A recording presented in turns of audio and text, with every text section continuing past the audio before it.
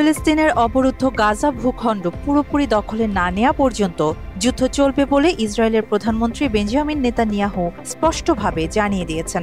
একই সঙ্গে গাজায় যুদ্ধবিরতির কোনো স্থায়ী চুক্তিতে তিনি রাজি নন বলেও জানিয়েছেন। আজ বৃহস্পতিবার এই তথ্য জানিয়েছে বার্তা সংস্থা আনাদোলু। বুধবার জেরুজালেমে নিজের কার্যালয়ে এক সংবাদ সম্মেলনে নেতানিয়াহু বলেন, তারা জানেন গাজায় এখনও ২০ জন ইসরায়েলি বন্দী আছেন এবং জীবিত আছেন। আরও ৩৮ জন নিহত হয়েছেন।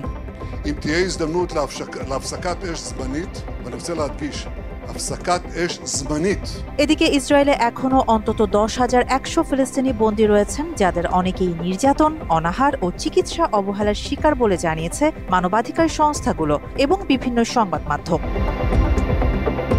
নেতানিয়াহু বলেন, শুধুমাত্র বন্দীদের উদ্ধারের জন্য স্বল্প সময়ের জন্য যুদ্ধবিরতি বিবেচনায় আনা হতে পারে, তবে এটিকে অস্থায়ী বিরতি বলে উল্লেখ করেন তিনি।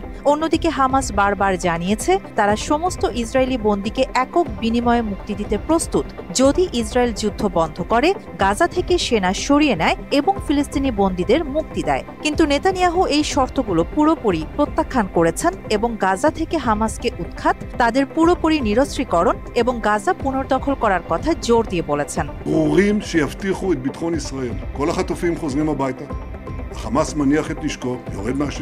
মাত্র ৩০% টাকায় জমির মালিক হয়ে নতুন বাংলাদেশের গড়ে তোলার স্বপ্ন দেখা বাংলা বসতি।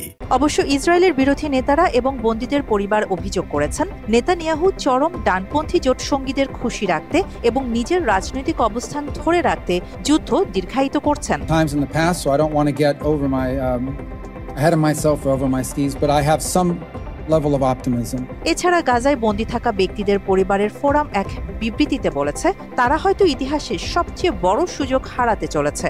১৯ মাস পার হলেও এই যুদ্ধের কোনো শেষ নেই, পুনর্গঠনেরও কোনো সম্ভাবনা নেই। ২০২৩ সালের অক্টোবর থেকে ইসরায়েল গাজায় ভয়াবহ হামলা চালিয়ে আসছে, যাতে এখন পর্যন্ত প্রায় ৫৩,৭০০ ফিলিস্তিনি নিহত হয়েছেন, যাদের বেশিরভাগই নারী ও শিশু।